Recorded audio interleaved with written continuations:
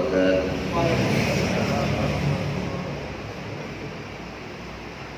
الحمد لله رب العالمين وبه نستعين على أمور الدنيا والدين. أشهد أن لا إله إلا الله وحده لا شريك له. أشهد أن محمدا عبده ورسوله. اللهم صل وسلم على سيدنا محمد وعلى آله وصحابته ومن تبع هداه إلى يوم الدين. أما بعد، رب اشرح لي صدري ويسر لي أمري واحلل عقدة من لساني يفقهوا قولي. سبحانك لا علم لنا إلا ما علمتنا إنك أنت العليم الحكيم وتب علينا إنك أنت التواب الرحيم. اللهم يا معلم آدم علمنا ويا مفهم سليمان فهمنا. اللهم علمنا ما ينفعنا وانفعنا بما علمتنا وزدنا علما وأرنا الحق حقا وارزقنا اتباعه وأرنا الباطل باطلا وارزقنا اجتنابه وأدخلنا برحمتك في عبادك الصالحين. Ma'asyiral muslimin rahimakumullah, para jamaah pengajian setiap hari Rabu yang dirahmati Allah Subhanahu wa taala. Alhamdulillah, kita bersyukur kepada Allah Subhanahu wa taala yang telah mempertemukan kita semuanya dalam majelis ini, yang insyaallah pertemuan ini adalah pertemuan ketaatan dan kecintaan kepada Allah dan kepada Rasulullah Sallallahu Alaihi Wasallam. Mudah-mudahan bagaimana Allah selalu mempertemukan jasad-jasad kita, fisik-fisik kita ini, Allah juga akan mempertemukan hati-hati kita selalu dalam kecintaannya, dan Allah memperkuat hati kita dengan hidayahnya, dengan petunjuknya yang selalu Allah Ta'ala curahkan ke dalam hati-hati kita semuanya, insyaallah. Amin ya rabbal alamin. Salawat dan salam pada junjungan kita Nabi Muhammad Sallallahu Alaihi Wasallam, pada keluarga beliau, sahabat dan seluruh pengikutnya sampai akhir zaman. Jemaah sekalian yang dirahmati Allah, hari ini kita melanjutkan, insyaallah ini bagian terakhir dari renungan kita terhadap suratul Fatihah, surat yang sangat agung, yang paling agung di dalam Al-Quran.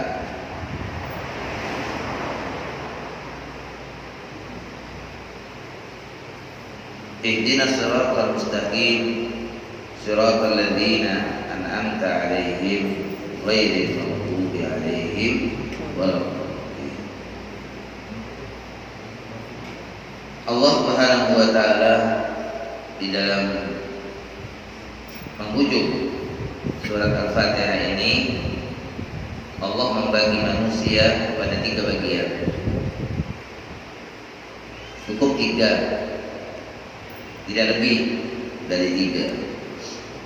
Yaitu yang pertama adalah al-mun'am alaihim, yang diberi kenikmatan, siratal ladzina an'amta alaihim, itu yang pertama. Manusia yang mendapatkan karunia nikmat dari Allah Subhanahu wa taala. Nikmat yang hakiki, nikmat yang sebenarnya. Apa nikmat yang sebenarnya itu? Nikmat yang sebenarnya adalah kenikmatan yang akan membawa orang tersebut kepada kebahagiaan yang sebenarnya, kepada keberuntungan yang sebenarnya pula. Jadi nikmat yang sebenarnya akan mengantarkan kita kepada kebahagiaan yang sebenarnya. Apa kebahagiaan yang sebenarnya itu? Yaitu kita selamat dari siksa Allah, jauh dari api neraka, masuk ke dalam surga. Itu kebahagiaan yang sebenarnya. Allah berfirman, "Faman zuhziha 'anil nar wa udkhilal jannah faqad faz." Siapa orang yang dijauhkan dari api neraka dan dimasukkan ke dalam surga, maka sungguh dia beruntung. Ini keberuntungan yang sebenarnya. Siapa mereka? Manusia-manusia al-mun'am alaihim, yang mendapatkan kenikmatan yang sebenarnya, yaitu adalah mereka-mereka yang tahu akan kebenaran dan mereka menjalaninya. Ya, jadi mereka adalah orang yang mengetahui kebenaran dan mereka menjalaninya dengan penuh kesabaran,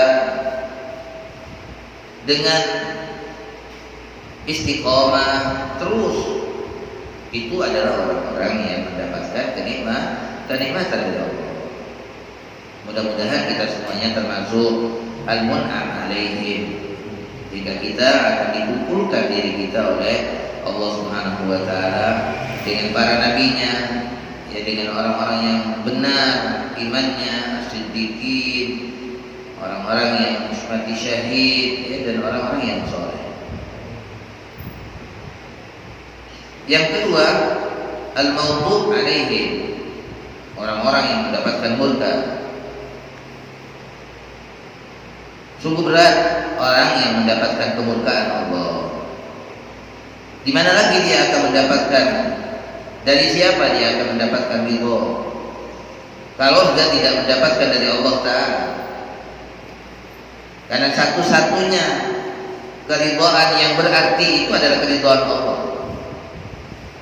Ketika orang sudah tertutup dari mendapatkan ridhonya Allah, berarti dia tidak akan mendapatkan ridho siapa-siapa lagi. Akan tertutup semuanya dan tidak akan berguna semua keridhaan itu. Oleh karenanya sangat berat kalau orang kemudian mendapatkan murka Allah Subhanahu wa taala. Kita berlindung kepada Allah dari murkanya. Ketika kita memohon surga kepada Allah dan ridhonya, kita berlindung pada Allah Subhanahu wa taala dari api neraka dan murkanya. Siapa mereka? Al-maghdubi alaihim, orang yang dimurkai itu, yaitu adalah orang yang mengetahui kebenaran tapi mereka melanggarnya. Itu orang yang dimurka. Sedangkan orang yang diberi kenikmatan tadi, mereka tahu dan mereka mengikutinya. Mereka terus berusaha mengikutinya, itu yang mendapatkan kenikmatan. Tapi kalau orang yang dimurka, mereka justru melanggar setelah mereka tahu. Mereka menyalahi setelah datang ilmu kepada mereka. Itu al-maghdubi alaihim, orang yang dimurka. Yang ketiga adalah ad-dallun, orang-orang yang sesat, yang salah jalan, yang menyimpang dari jalan kebenaran. Dia di satu jalan, bukan pada jalan yang lurus. Itu al-dallun. Siapa mereka? Mereka adalah orang-orang yang tidak mengetahui kebenaran.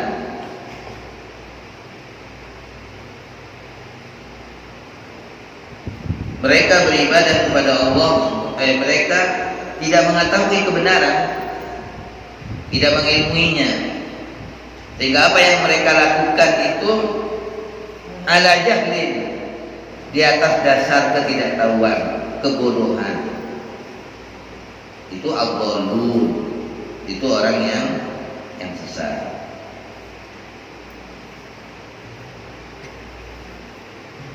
Jadi manusia itu keadaannya antara orang yang mengetahui kebenaran dan yang tidak mengetahuinya. Itu keadaan manusia. Ada manusia yang mengetahui kebenaran dan ada yang tidak mengetahui kebenaran. Yang mengetahui kebenaran, kewajibannya adalah mengikutinya. Kewajibannya dia harus mengikutinya. Tapi ada manusia yang sudah tahu kebenaran tapi dia tidak mengetahui, tidak mau mengikutinya. Jadi keadaan orang yang tahu terhadap kebenaran, ada yang mengikuti, ada yang tidak, yang tidak mau mengikutinya.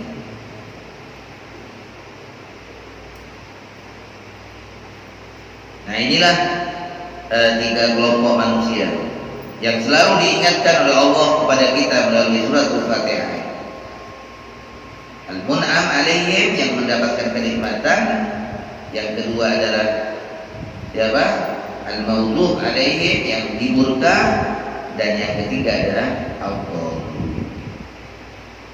Seakan-akan Allah Subhanahu wa taala mengatakan kepada kita, kamu mau menjadi di antara yang mana di antara yang tiga ini? Dan sifat karakter dari masing-masing tipe manusia ini sudah jelas. Ya sudah jelas.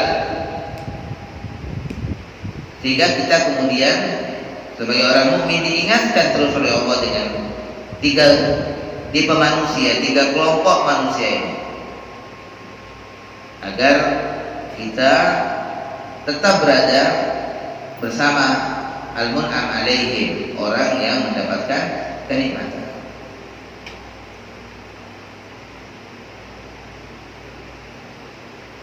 Jadi ayat ini menuntun kita untuk tetap selalu, untuk tetap selalu berada pada posisi orang-orang yang mendapatkan kenikmatan dari Allah. Jangan sampai kemudian berpindah kepada orang yang dimurka dan orang yang sesat. Dan ketika kita meminta kepada Allah Subhanahu wa taala, karena ini Allah utarakan dalam sebuah redaksi doa, ihdinas siratal mustaqim siratal ladzina an'amta 'alaihim ghairil maghdubi 'alaihim waladdallin. Ketika kita minta kepada Allah, ini harus kita penuhi, karena hakikatnya ketika kita berdoa kepada Allah, kita itu berjanji kepada Allah Ta'ala. Ini yang jarang disadari oleh manusia. Ketika dia meminta kepada Allah, ketika dia berdoa kepada Allah, dia tidak sadar bahwa ketika dia berdoa, pada hakikatnya dia sedang berjanji kepada Allah Ta'ala. Ketika dia minta ihdinas siratal mustaqim siratal ladzina an'amta 'alaihim, dia berjanji kepada Allah untuk tetap berada di jalan orang-orang yang mendapatkan kenikmatan dari Allah. Nah, mari kita benar-benar kemudian berusaha komitmen dengan apa yang kita janjikan kepada Allah Ta'ala.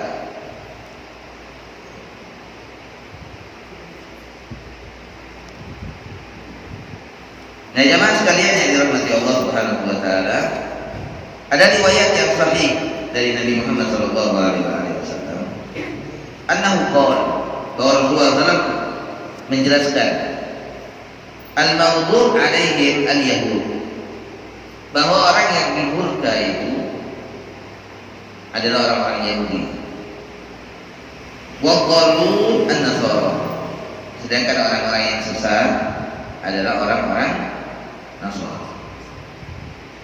Ini ditafsirkan langsung oleh Nabi Muhammad SAW. Sedangkan yang mendapatkan kenikmatan al-mun'am alaihim adalah kaum muslimin,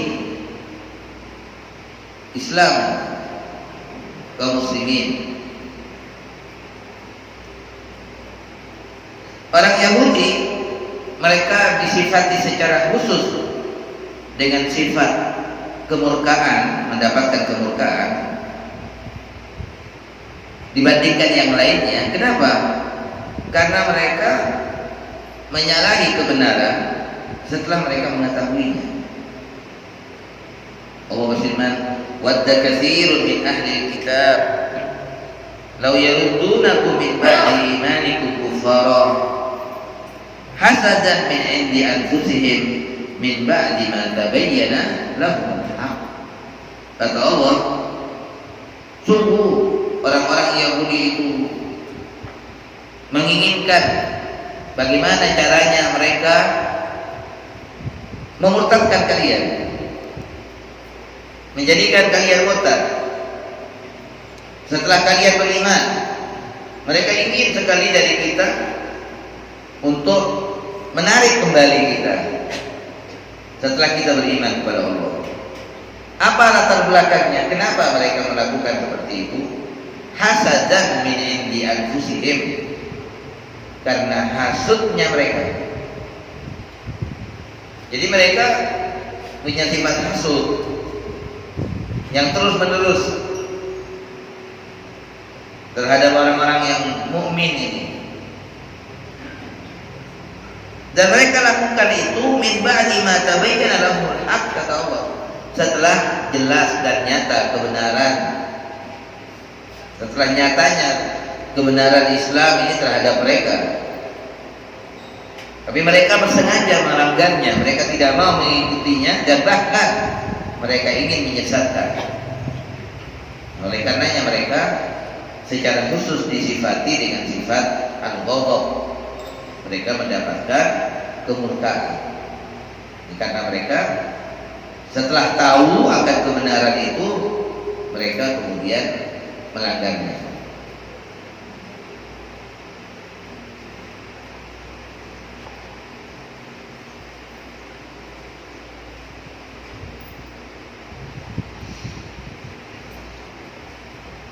Sedangkan orang-orang Nasrani itu lebih khusus disifatinya dengan kesesatan.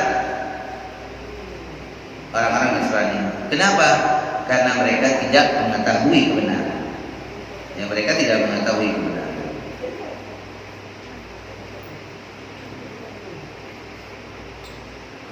Nah, oleh karenanya kita diwanti-wanti oleh Rasulullah SAW agar kita tidak menyerupai kaum yang baik yang di murka maupun yang sesat. Kita nggak menyerupai mereka. Menyerupai saja nggak boleh, apalagi mengikutinya. La tattabi'unna sunanal ladzina min qablikum shibran bi shibrin. Ini yang dikhawatirkan oleh Nabi SAW. Kalian, kata Nabi, akan mengikuti sunnah-sunnahnya mereka. Alladzina min qablikum, orang-orang yang sebelum kalian, dari orang Yahudi, dari orang Nasrani. Kita ini dikhawatirkan oleh Nabi untuk kemudian ikut-ikutan mereka, menyerupai mereka, cara mereka, gaya hidup mereka, pakaian mereka, dan lain sebagainya. Shibron bi shibrin, kata Nabi, sejengkal demi sejengkal kalian ikut mereka, ikut satu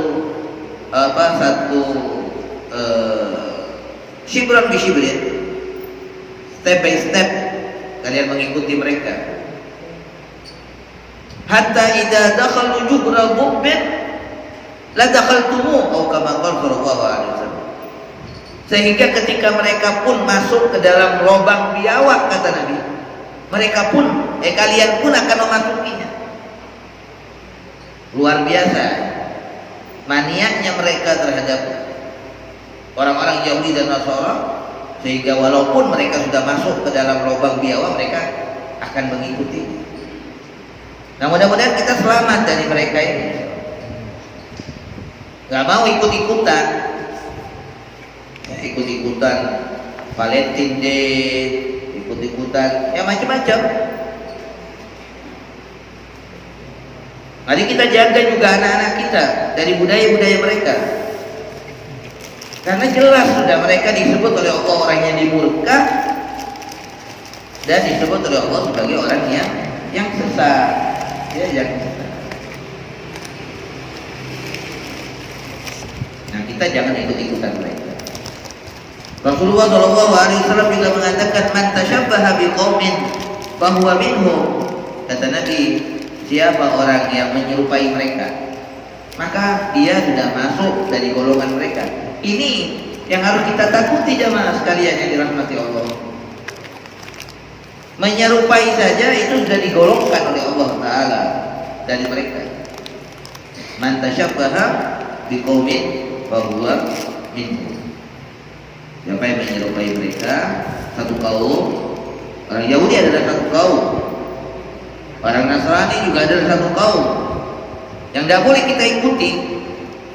atau kita serupai mereka, jangan. Nabi selalu berusaha untuk menyalahi mereka. Khaliful Yahud, Nabi mengatakan begitu. Hendaknya kalian salahi mereka, artinya berbeda dengan mereka. Berbedalah kalian dengan mereka, jangan serupai. Kalau Nabi sudah mengatakan agar kita tidak menyerupai mereka, khalifu, tapi kenapa kemudian kita mau menyerupai mereka?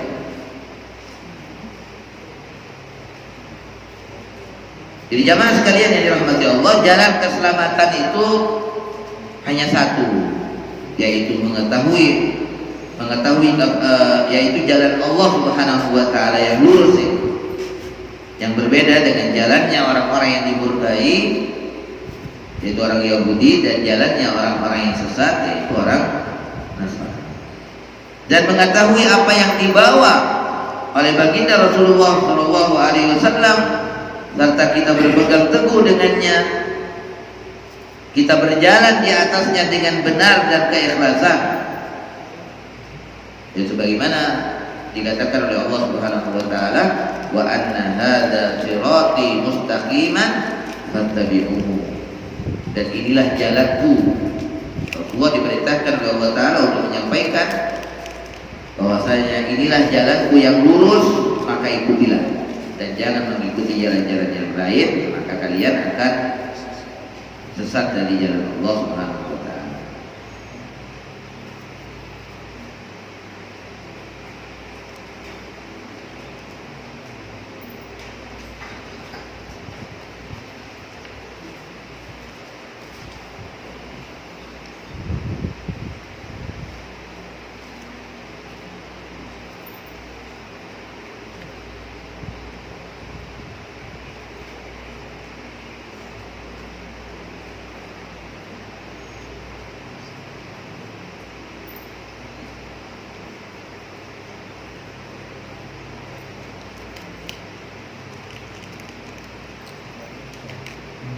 Nah, jamaah sekalian yang dirahmati Allah Subhanahu wa taala, alhamdulillah ya, kita menyelesaikan renungan surat Al-Fatihah ini dari awal sampai akhir.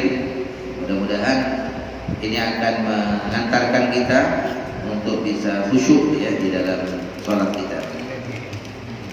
Selanjutnya kita masuk pada bab al-qiraa'ah ba'dal Fatihah, bacaan sesudah selesai membaca suratul Fatihah. Nah, setelah kita membaca suratul Fatihah yang merupakan ummul kita, maka kita kemudian masuk ya, memulai membaca membaca surah dari Al-Quran. Kita mulai bermunajat lagi kepada Allah Subhanahu wa taala dengan membacanya, atau kita mendengarkan bacaan imam. Kalau kita makmum, maka kita diwajibkan diam mendengarkan bacaan imam di saat imam membaca surah. Kalau kita mendengarkan bacaan imam, ya maka kita wajib mendengarkan. Ya, kalau kita mendengar, maka wajib mendengarkan, tidak membaca juga.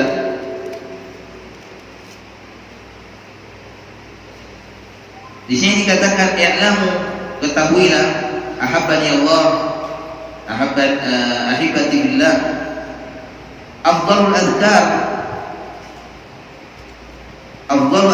salat dzikrul qiyam, bahwa paling utamanya zikir-zikir di dalam salat.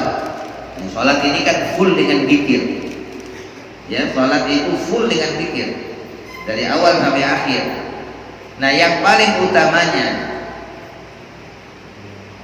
zikir-zikir di dalam salat itu adalah dzikrul qiyam, yaitu zikir yang kita lakukan di saat kita berdiri. Apa yang kita lakukan di saat berdiri? Pertama, membaca suratul Fatihah, surat yang paling. Yang kedua, kemudian kita membaca surat yang lain. Apa yang mudah dari surat Al-Quran. Allah katakan faqra'u ma tayassara minal Quran. Bacalah apa yang mudah dari surat Al-Quran. Makanya dia menjadi zikir yang paling utama, zikir saat kita berdiri. Karena apa? Karena kita membaca Al-Quran. Dan membaca Al-Quran itu di saat kita sholat, itu menjadi lebih tinggi lagi nilainya, ya. Membaca Al-Quran di luar sholat dengan membaca Al-Quran di dalam sholat, nah itu lebih tinggi lagi nilainya di sisi Allah Subhanahu wa Ta'ala. Dan ketika dalam sholat itu kita diperintahkan untuk baca Al-Quran hanya di saat berdiri. Di waktu ruku nggak boleh, di waktu sujud nggak boleh. Allah khususkan bacaan Al-Quran itu hanya di saat berdiri, ya, di saat berdiri.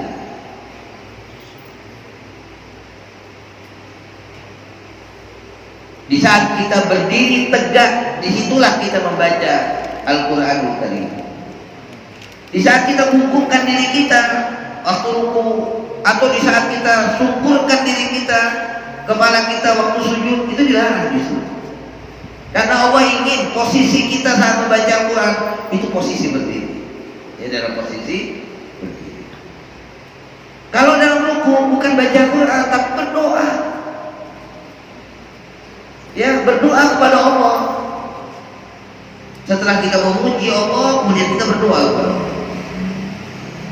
Ketika sujud begitu juga, bahkan bukan baca Al-Quran, tapi kita tunjukkan kepada Allah Subhanahu wa Ta'ala kehinaan diri kita ini. Kita berdoa kepada Allah Subhanahu wa Ta'ala. Tapi baca Al-Quran dipilih di saat manusia itu berdiri. Kama anna ahsan hayatil musalli hayatul qiyam.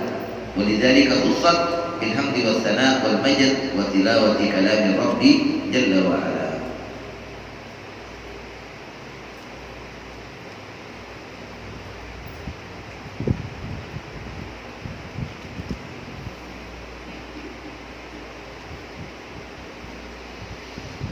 Jadi di saat turun firman Allah Subhanahu wa Ta'ala, fasabbih bismi rabbikal azim, ya, ketika turun firman Allah ini, fasabbih bismi rabbikal azim, artinya apa? Maka bertasbihlah engkau dengan nama Tuhanmu yang maha agung. Maka Rasulullah mengatakan ij'aluha fi ruku'ikum, kata Nabi, jadikan bacaan ini di dalam ruku kalian.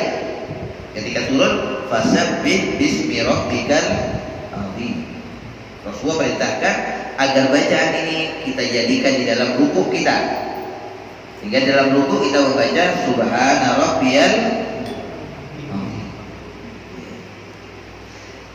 Lalu ketika turun sabbihisma rabbikal a'la, yaitu di surat Al-A'la ayat pertama, sabbihisma rabbikal a'la, bertasbihlah engkau dengan memuji Tuhanmu yang maha tinggi. Maka Rasulullah mengatakan ij'aluha fi sujudikum, kata Nabi, jadikan bacaan ini di dalam sujud kalian. Ketika dalam sujud kita membaca subhana rabbiyal a'la. Ini diriwayatkan oleh Imam Ahmad dan Abu Dawud. Nah, sedangkan ketika kita berdiri, ya, ketika kita berdiri, yang dianjurkan adalah membaca Al-Quran. Ya, kita membaca Al-Quran dan mendengarkan bacaan Quran. Ya, ketika kita bermakmum, maka kita wajib mendengarkan bacaan Quran itu dengan penuh tafakkur dan tadabbur terhadap apa yang kita dengarkan. Allah mengatakan wa qumu lillahi qanitin, hafidu ala sholawati was salatil wusta wa qumu lillahi qanitin. Jagalah, kata Allah, seluruh sholat dan sholat pertengahan, dan berdirilah. Coba, Wa qumu, dan berdirilah kalian lillah, untuk Allah, qanitin. Qanitin itu salah satu maknanya dengan berdiri yang lama. Apa yang kita lakukan di saat kita berdiri? Baca Al-Qur'an. Ya, wa qumu lillahi qanitin. Di antara keutamaan membaca Al-Qur'an di dalam sholat, ya,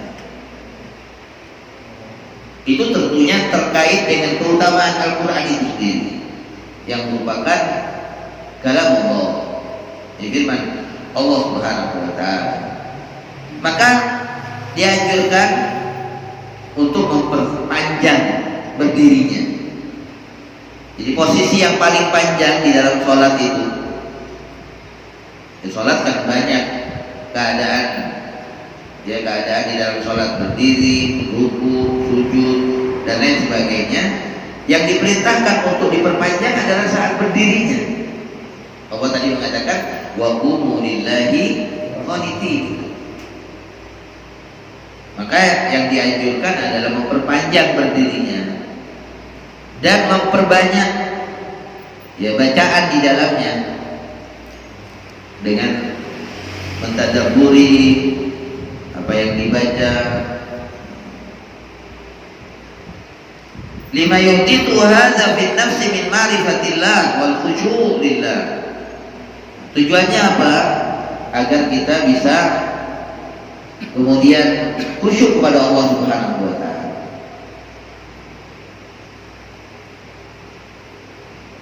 Allah Subhanahu wa Ta'ala menjelaskan di dalam surat Al-Jumu'ah, huwallazi ba'atsa fil ummiyina rasulan minhum yatlu 'alaihim ayatihi.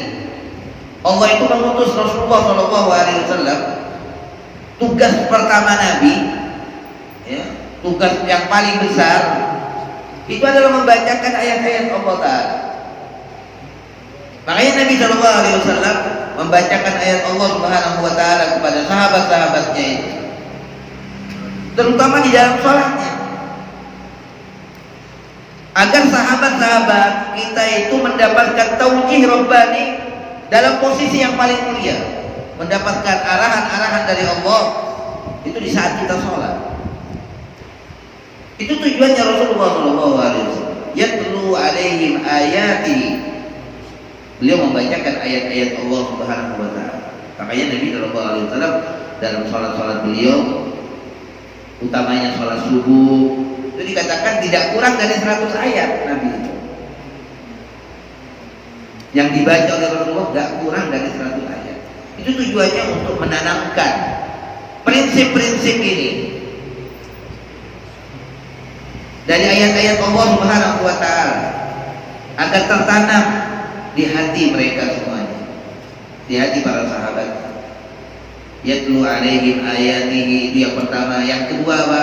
Wa yuzakkihim, Nabi membangun karakter mereka, mendidik akhlak mereka, membersihkan dari kebiasaan-kebiasaan jahiliyah, dibersihkan oleh Nabi, diganti dengan karakter yang mulia, akhlak yang mulia. Wa yuzakkihim, itu akhlak. Yang ketiga, wa yu'allimuhumul kitab wal hikmah. Rasulullah mengajarkan kepada mereka hidup di atas kitab Allah, di atas bimbingan kitab Allah. Rasulullah melakukan taklim, melakukan pengajaran. Nah, kalau taklim itu ya di luar salat tentunya.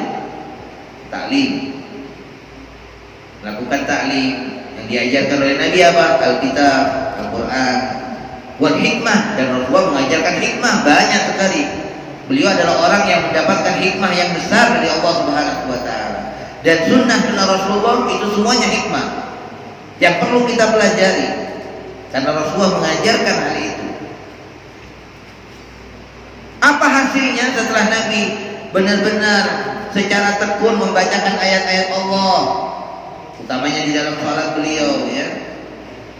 Kemudian terus Rasulullah berinteraksi di tengah-tengah mereka, mendidik mereka, hadir Rasulullah di tengah-tengah mereka, melihat, mendengar, merasakan apa yang dirasakan oleh umatnya, kemudian Rasulullah SAW mengajarkan nilai-nilai yang mulia dari Al-Quran dan Sunnahnya, apa yang terjadi?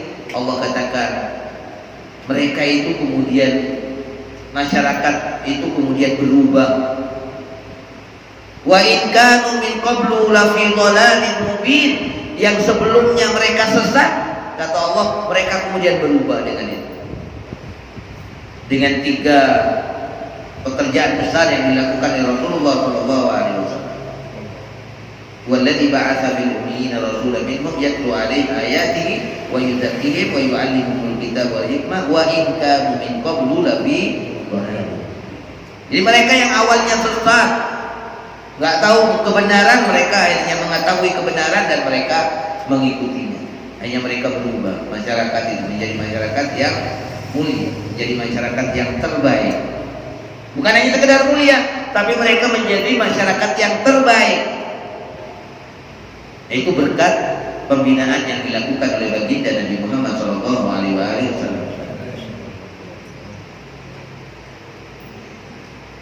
Wa akharina minhum lamma yalhaqu bihim wa huwal azizul hakim. Dan ada orang-orang yang lain yang tidak mendapati mereka. Nah, kita ini kabar gembira dari Allah Subhanahu wa taala ya.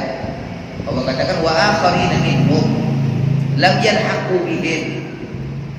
Ada orang-orang yang selain mereka, tapi Allah kaitkan orang itu minhum, termasuk mereka.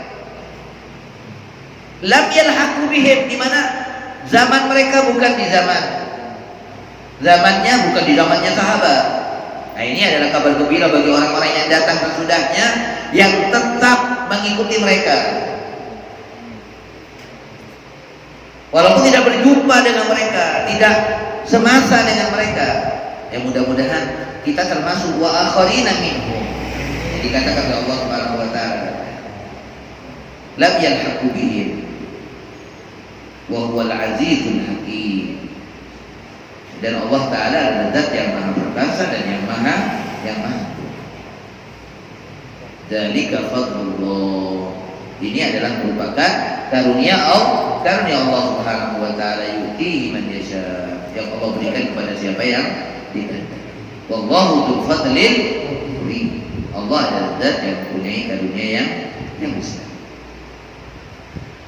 Yang kembali jemaah sekalian yang dirahmati Allah Subhanahu wa taala, jadi dalam salat kita dianjurkan untuk memperpanjang berdirinya, di antara berdiri dengan sujudnya lebih panjang berdirinya. Ya. Antara berdiri dengan duduknya lebih panjang berdiri.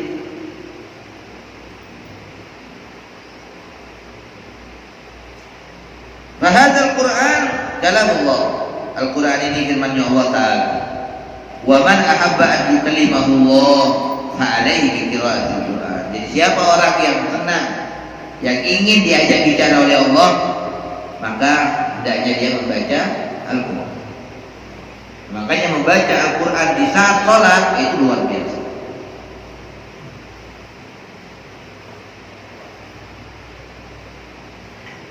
Coba kita perhatikan jemaah sekalian yang dirahmati Allah, semua yang berkaitan dengan Al-Quran itu menjadi mulia dan menjadi yang terbaik. Semua yang berhubungan dan berkaitan dengan Al-Quran.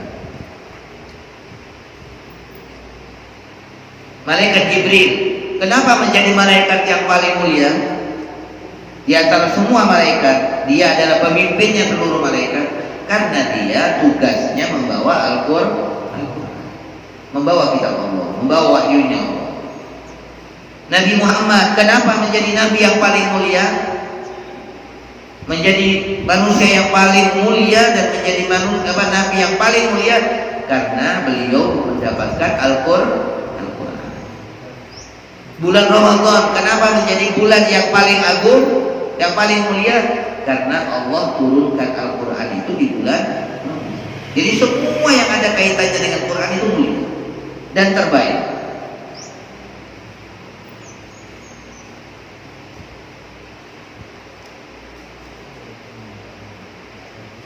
Wa huwa ni'matul uzma allati an'ama biha 'alaina rabbuna jalla wa 'ala.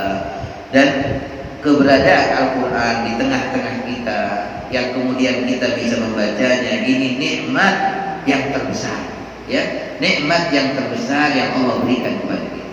Jangan sia-siakan.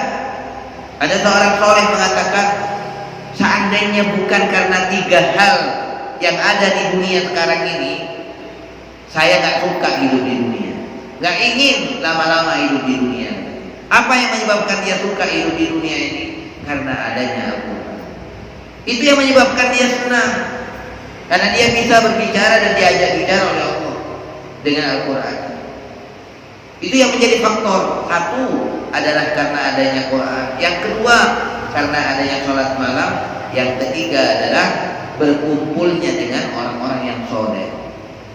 Al-liqa'ul ahbab, berjumpa, berkumpul dengan orang-orang yang baik, orang-orang yang sama-sama mencintai karena Allah. Itu 3 faktor yang menjadikan dia senang. Nah, ini kita berusaha bagaimana itu juga menjadi kecintaan kita, menjadi faktor senangnya kita hidup di dunia ini. Bukan kok saya paling enggak senengnya ya begadang, bukan itu yang menjadi faktor kesenangannya hidup di dunia itu. Tapi yang menjadi faktor kesenangannya hidup di dunia ya hendaknya yaitu seperti yang dikatakan orang soleh, adanya Al-Quran, adanya sholat malam, adanya majelis-majelis semacam ini. Ini yang menjadikan kita suka dan senang hidup di dunia ini. Seandainya nggak ada ini, kita nggak senang. Bagaimana kita punya kesenangan seperti itu?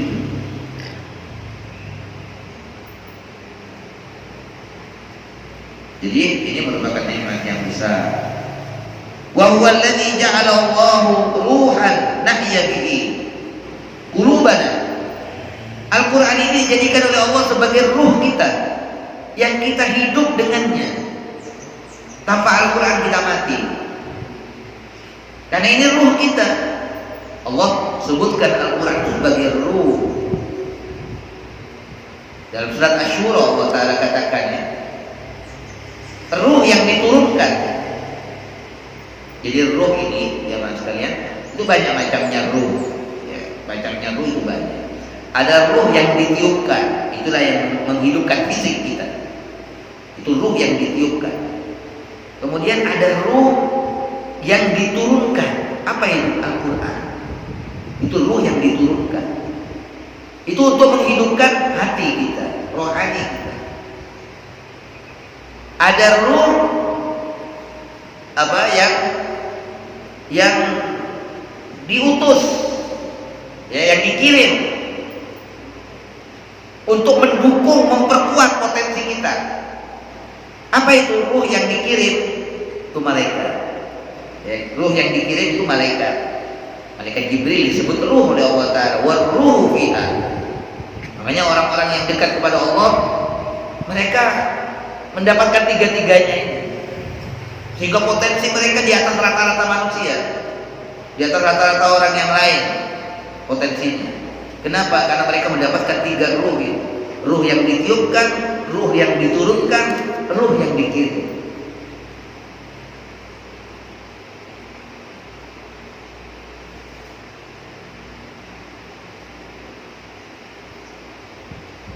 Jadi Al-Quran menjadi ruh yang menghidupkan diri kita. Wa nuran yudhi'u lana thariq, dan dia menjadi cahaya yang menyinari jalan kita. Al-Quran dia menjadi cahaya yang akan menyinari jalan kita. Wa huwa shifa lima fis sudur, dan dia menjadi obat terhadap penyakit-penyakit yang ada di dalam dada kita. Penyakit-penyakit, kotoran-kotoran yang ada di dada ini hanya bisa diangkat ya dengan Al-Quran, dengan ayat-ayat Allah Subhanahu wa Ta'ala. Wa hudan wa rahmatan lil alamin, dan dia menjadi petunjuk serta rahmat bagi seluruh alam. Wa huwa alladzi anzalahu bi ilmihi wa fihi ilmuhu, dan Al-Quran itu yang Allah turunkan dengan ilmunya Allah, dan di dalam Al-Quran itu pula kita dapati ilmunya Allah Subhanahu wa Ta'ala. Jadi kalau kita belajar Al-Quran, ya kita belajar Al-Quran, kita akan banyak mendapatkan ilmunya Allah Subhanahu wa Ta'ala. Bahkan ulama itu, sebagai ulama mengatakan yang dikatakan ilmu itu Al-Quran katanya. Maka Allah wa maka Rasul, yang dikatakan ilmu itu yang dikatakan oleh Allah dan yang dikatakan oleh Rasulullah SAW itu ilmu. Jadi Allah turunkan Al-Quran itu dengan ilmunya, dan di dalam Al-Quran pula ya kita akan mendapati ilmunya. Wa huwal furqan, dan Al-Quran ini sebagai pembeda yang akan menampakkan kepada kita mana yang benar dan mana yang tidak, ya, mana yang hak, mana yang batin. Al-Quran lah furqannya. Wal khair, dan kebaikan. Dia sendiri adalah kebaikan. Dia mengandung apa? Dia adalah kebaikan yang di dalamnya penuh dengan kebaikan. Itu Al-Quran, al-khair. Wal barakah, dan di dalamnya, dan Al-Quran itu adalah keberkahan yang banyak. Kita baca ayat yang mana saja dari Al-Quran itu akan memberikan keberkahan.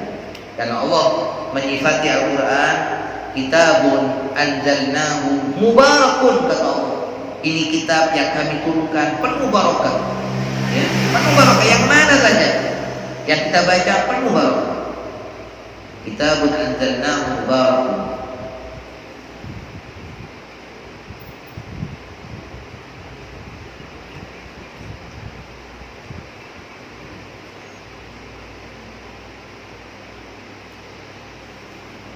Halun Nabi wassalam al-Quran, ya, bagaimana keadaan Rasulullah SAW serta orang-orang yang dahulu bersama Al-Quran itu, bagaimana kebersamaan mereka.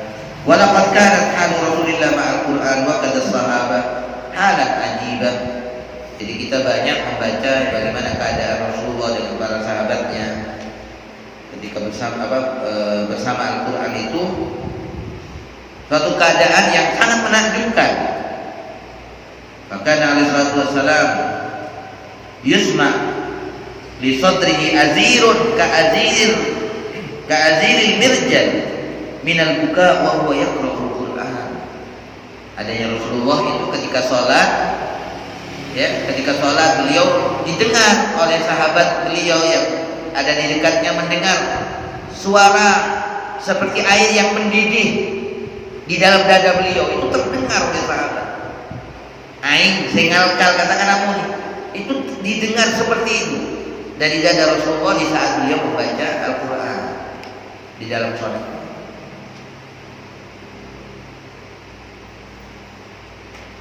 Itu suara tadi, suara bagaikan air yang mendidih itu ya dari tangisan Rasulullah SAW. Beliau menangisnya itu bukan kemudian mengeluarkan suara dari mulutnya, bukan. Ketika beliau menangis, ini tingkatan menangis yang sudah luar biasa.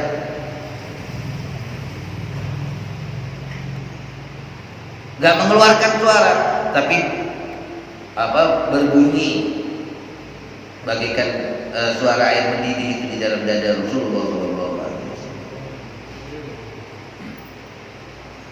Sedangkan Sayyidina Abu Bakar dikatakan la yakad yusma' sautuhu. Kalau Sayyidina Abu Bakar ini kalau sholat menjadi imam, itu hampir gak terdengar suaranya karena didominasi oleh nangisnya itu. Nangis. Sayyidina Umar pernah sehari, suatu saat dia membaca firman Allah, inna azab rabbika lawaqi' ma lahu min dafi'. Dia baca firman Allah Ta'ala yang artinya sesungguhnya azab Tuhanmu itu pasti terjadi, gak ada yang bisa menghalangi. Apa yang terjadi kepada beliau? Fasaqat, beliau jatuh dari kendaraannya. Maghsyan alaih, semaput. Wa maridhu ayyaman, sampai dia sakit berhari-hari. Begitu keadaan mereka bersama Al-Quran.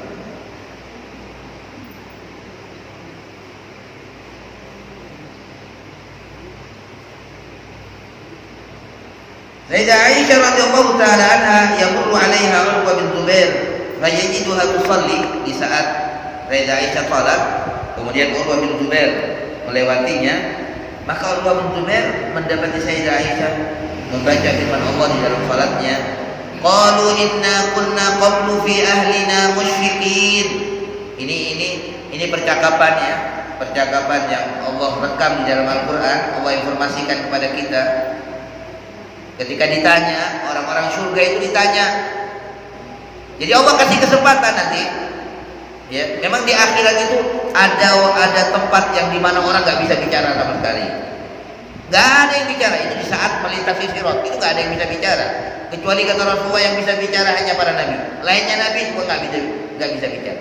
Dan pembicaranya nabi pun mengatakan Allahumma sallim sallim, Allahumma sallim sallim, ya Allah selamatkan selamatkan, mendoakan umatnya agar selamat. Tapi ada keadaan di mana mereka masih bisa bicara. Di antaranya ini percakapan mereka ya, ditanya orang-orang surga itu, kenapa kalian, ya, bagaimana kalian bisa masuk surga? Apa jawabannya? Qalu, mereka berkata, inna kunna qablu fi ahlina musyfikin. Karena kami dahulu di dalam keluarga kami, fi ahlina musyfikin, kami orang-orang yang khawatir. Jadi keberadaan kami dulu di dunia bersama keluarga kami itu adalah orang-orang yang khawatir untuk tidak mendapatkan surganya Allah. Dia takut. Keadaannya benar-benar khawatir. Perasaan yang ada pada diri mereka itu mereka didominasi oleh perasaan khawatir itu. Bukan merasa aman. Kalau orang merasa aman terus kan ya sudah kerjanya ketawa aja. Ya ketawa, raksi-raksian gitu aja kerjanya. Tapi mereka tidak. Mereka itu inna kunna fi ahlina musyfikin famanallahu alaina, maka Allah berikan karunia nikmat kepada kami. Wa waqana adzabas samum, lalu Allah selamatkan kami dari adab. Makanya dari ayat ini jamaah sekalian ini Ramadan, kita para laki-laki ini tugas terbesar kita itu bagaimana menyelamatkan keluarga kita. Itu tugas terbesar kita. Bukan tugasnya itu hanya menjadi mesin uang bagi keluarga, bukan. Kalau masalah uang itu dari rezeki Allah yang Allah sudah pastikan. Tugas terbesar kita itu menyelamatkan kita dan keluarga kita, itu tugas terbesar kita. Makanya kita harus merasa khawatir ketika hidup di dunia ini bersama keluarga kita semuanya. Sama-sama merasa khawatir. Jangan merasa aman kita. Kita harus dalam posisi merasa khawatir. Jadi sekali lagi tugas terbesar kita. Bukan kemudian berarti nggak wajib kita, enggak. Itu kewajiban kita juga mencari uang untuk keluarga kita. Tapi yang terbesar itu adalah menyelamatkan mereka dari azabnya Allah Subhanahu wa taala. Wallahu a'lam bishawab. Ini yang kita sampaikan, yang mudah-mudahan bermanfaat insyaallah. Jika kita di dalam salat kita semakin khusyuk kepada Allah Subhanahu wa taala. Amin ya rabbal alamin. Assalamualaikum warahmatullahi wabarakatuh.